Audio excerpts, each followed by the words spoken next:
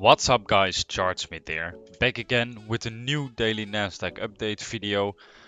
Buckle up, it's gonna be an interesting one once again. I want to get into the daily analysis first. No, let's start at the 2-day, because as you can see I pointed out this daily fair value gap yesterday. We closed below this. This doesn't have to mean anything because it wasn't a daily fair value gap we used to create a new high or try to create a new high. So maybe we can use it as resistance if we tap in it to make new lows. But the one I am interested in looking at is this 2-day fair value gap. Because we did something on the lows here that is interesting. So in combination with what we did here, I'm gonna get into that in a moment. And if we're gonna close into this 2-day fair value gap and gonna hold it, then this can give me some bullish indication. So this one is relevant for me. Let's go to the 4-hour because they're not really interesting things to see in a higher time frame. I pointed out this breaker block in the last video, maybe even videos. Doesn't really matter, it's a relevant point for the market. As you can see, yesterday during Asia and London we used it as support, but when New York started, we had a pretty big continuation dump towards the downside. So maybe we can use it as resistance. And as right now you can see we are using it as resistance. So that's still a relevant zone to have in your chart. Then what happened on the lows? As you can see, pretty big dump from New York. And we swept this liquidity point, which is the last strong liquidity point before your daily low you want to see being left open, or maybe you can sweep it and pump up, but you don't want to see candle closes below this before the daily low. So this is your last extreme liquidity point before your daily low. As you can see, we swept it, made an SMT and got a pretty big reaction up from it, also in combination with this really nice looking 1-hour PD array. We used it as resistance here. After inversing it, you used it as support to create a new higher high. After creating this higher high, you once again used it to create a new higher low and a new higher high. And that is also the place where you tapped in right now. So can we expect new upside from this point? Sure, we can. We have some red folder news today. We also have the first day of the Jackson Hole Symposium. So that can, if it's bullish, what is gonna be told there, and the red folder news is gonna be bullish, that can help for more upside. If this low was enough for the market to create new highs again, of course we can go up. Can we still go lower? Absolutely, because our downtrend is still intact. And if you look at the weekly, we put in a pretty nice swing high on the weekly time frame, as you can see right here. Also a really nice candle formation. And what are the targets from the swing high on this weekly? As you can see, we have a lot of built up liquidity weekly lows here. So that would be the targets. That's also in combination with your daily low. So what can we do? We can come down, sweep this.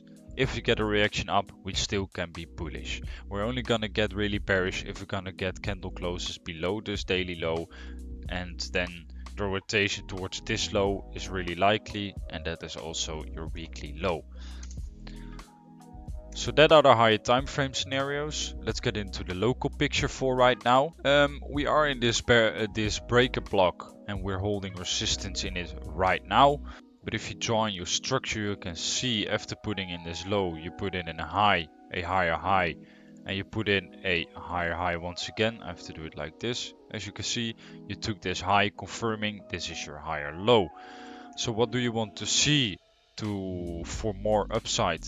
This low, Asia low, being left open, so you can create a higher low and a new higher high.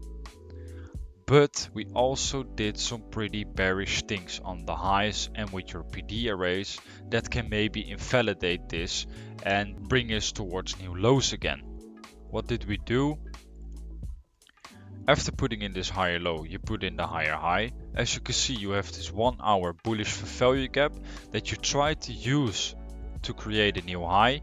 If I zoom in, you can see we couldn't, and from there we started moving down again and inversing this 1 hour fair value gap.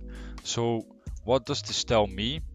The market is getting weaker and more bearish than bullish. And what does this mean? If we're gonna tap into this, you can use it as a short POI zone to trade towards new lows, because the market isn't ready to take out highs yet. It needs more liquidity, otherwise it would have taken it out after tapping into this 1 hour fair value gap. So that is more bearish than bullish. We also are respecting bearish fair value gaps in combination with this 1 hour inverse fair value gap. We also have this big 50-minute fair value gap that you can respect. So we're respecting bearish fair value gaps, disrespecting bullish fair value gaps. So that is indicating more bearish price action. Even though we have this really nice 1 hour PD array to look for longs in combination with your uptrend. So for me it was looking for shorts in here, and I'm going to be looking for longs if we're going to leave open the Asia low and give me local confirmation the market is ready to take longs again. This is a short I saw in hindsight, but I didn't take it because we swept this low and we didn't break below it. Because if you draw in your structure, you can see this is your you broke this high. So on the 1 minute you broke some bullish structure. You broke on the 2 minute even. On a 2 minute you broke a bearish lower high and you created a new higher high. What can you expect after a higher high? A higher low that you put in right here, and you put in a new higher high. So I wanted to see the market close below here and not sweep it to take this trade. Why did this work out? Maybe I would have needed to treat this pullback as a higher low and a higher high, because then you have already closed bearish and you can expect a lower high and a lower low. Well, as you can see, it worked out perfectly, so you could have treated this as your lower high. But I didn't do it because it wasn't the perfect candle formation like I normally would like to see, so that is why I didn't take that trade. Shit happens. You don't always get the perfect scenario if you stick to the plan and don't take the trade, and in the end it works out. Doesn't matter, don't change your plan because this happens once. It doesn't mean it is gonna happen the other 10 times as well. You would have to backtest this. So I'm gonna backtest this, of course. But right now, if we're gonna leave open the Asia low, and I see right now we've taken out extreme liquidity before the Asia low, I'm gonna look for longs.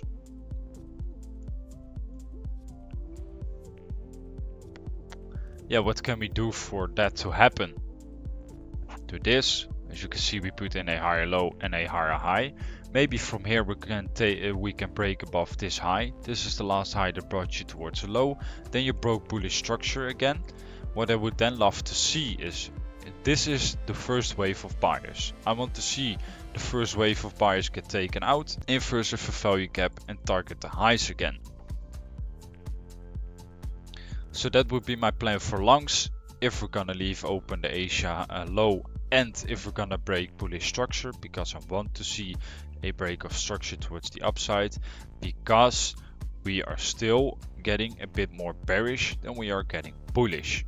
If we're not gonna get the longs and we're gonna close below this Asia low and inverse this 1 hour fair value gap, this 1 hour fair value gap is gonna be my POI zone for continuation shorts towards the downside. So that is my trading plan for today. I hope you guys enjoyed it. If you want to be updated throughout the day on my NASDAQ analysis, you can join our Discord community. The link is in the description, so I would love to see you there. Then this will be it for today, and then I will see you in the next video tomorrow. Ciao!